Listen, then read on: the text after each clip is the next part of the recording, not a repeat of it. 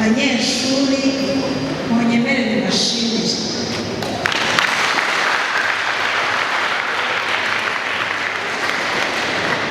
Ndashimira bwa mbere abayobozi b'ibigo by'amashuri n'abarezi, ubwo nivuga abarezi n'abatoza biyumvemo, uruhare mwagize mu gufasha abana kugaragaza impano zabo, kumenya ubushobozi bifitemo mu bijyanye no guhanga udushya cyangwa se no kumva neza iby'umuco wacu ugamije. Nshimira abayobozi b'ibigo by'amashuri kuba bafasilitete. Abana bashobora kubyifuza tukabishyira mu mabwiriza, ariko hakaba hari impamvu ntibemerera abana kujya muri aya marushanwa. Namwe turabashimiye. Nshimira abana bitabiriye aya marushanwa, harimo udushya twinshi, nubwo bafashijwe n'abatoza babo n'abarezi babo, ariko urabona ko nabo hari impano bemereye kurekura kugira ngo bagaragaze ubushobozi bifitemo, bakemera kwitabira aya marushanwa. Namwe bana mwiha amashyi.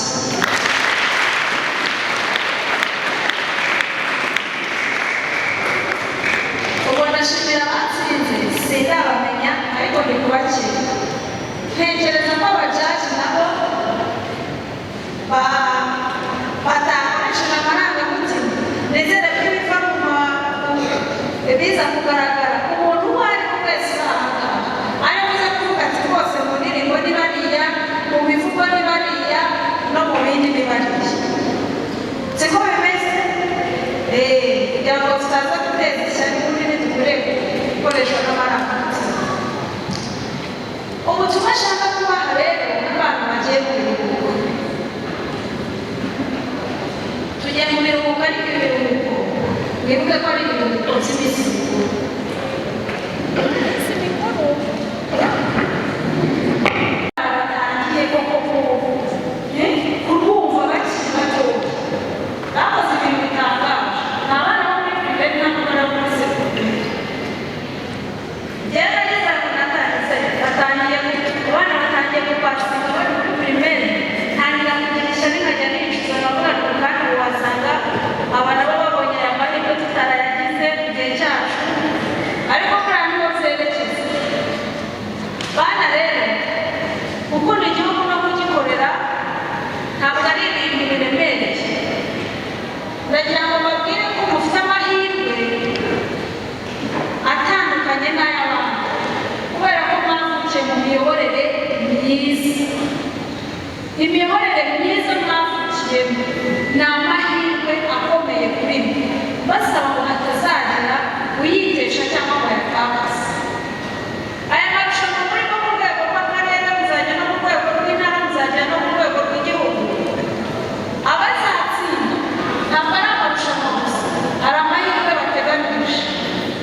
Ariko ndagira ngo ibi ngibi mukora muhanga mukiri batoya bibabere urugero, ntibibabuze kwiga ngo mukomeze amasomo, kuko nayo ntabwo aba ahagaze.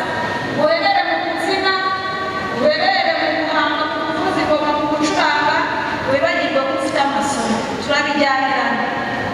Ariko uriya umuntu umeze nk'umuntu urimo kubagarira yose icyarimwe, ushobora guhurira hamwe ukagurira ahandi. Twese ntitunganya mu mutwe, ntitunganya amahirwe, ntitunganya ubushobozi. Nubwo igihugu kiba cyaratanze amahirwe angana, ariko uburyo bwo kuyinjiramo